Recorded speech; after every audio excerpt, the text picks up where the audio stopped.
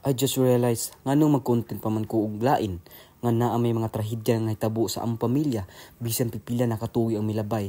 Apan nagpabiling presko gihapon sa akong nahuna ug sa akong pamilya ug sa mga tawo nga saksi sa mga pangitabo ug dili basta-basta nga content lang, tinuod nga istorya sa among kinabuhi. Ug mao ni ang unang content ug unang istorya sa among mga kinabuhi. Ug sa akong pangidaron nga naay panimuot nga dili nakalimot sa mga pangitabo sa among pamilya. Uban ni ninyo sa among istorya ug sa mga trahedya na among nasinati. Samtang nakaduol ko sa among karan nga balay, nagkinahinay pud og balik sa akong nahuna ang mga pangitabo. Naglibog ko og sagol kahadlok ang ibanang ko ipadayon o undangon na lang.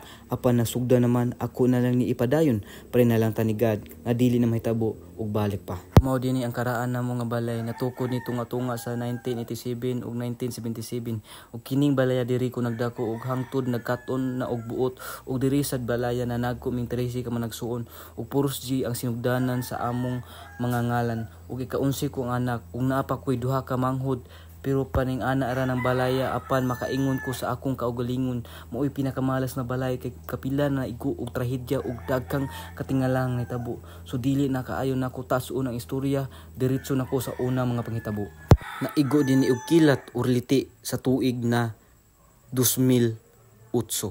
Ug ako mga pangindaron nasa 4 anyos kay natawo man ko sa tuig 2003. Kada eskina ani nga karaan ng mga balay ug sa mga haligi.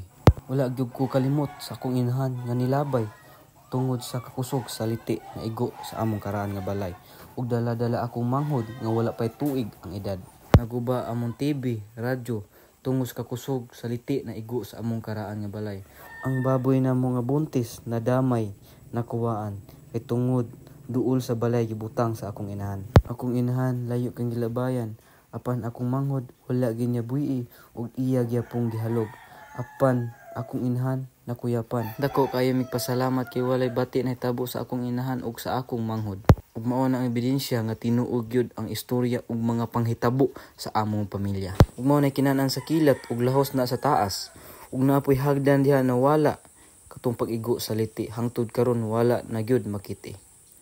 Ug diri dapitan nagbarog ang akong inahan samtang dala-dala ang akong manghod ug diha sa dapitan nalagpot hangtod sa sala ang akong inahan. Samtang ako midagan padulong sa kwarto ug misuksok sa ilalom sa katre ug misagit og bangbang. Timing sa kaayo wala ang akong amahan tuwa sa bungtod. Kauban ang iyang amigo ug nakita na lang niya ang karaan ng mga balay nga naigo og liti. Ug nidagan dayon ang akong amahan padulong sa among karaan nga balay.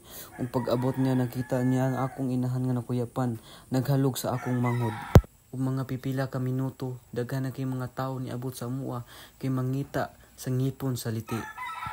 Maong subaybay ko ninyo para makabalo mo sa ikaduhang istorya sa among kinabuhi nga pinakagrabe gyud nga panghitabo.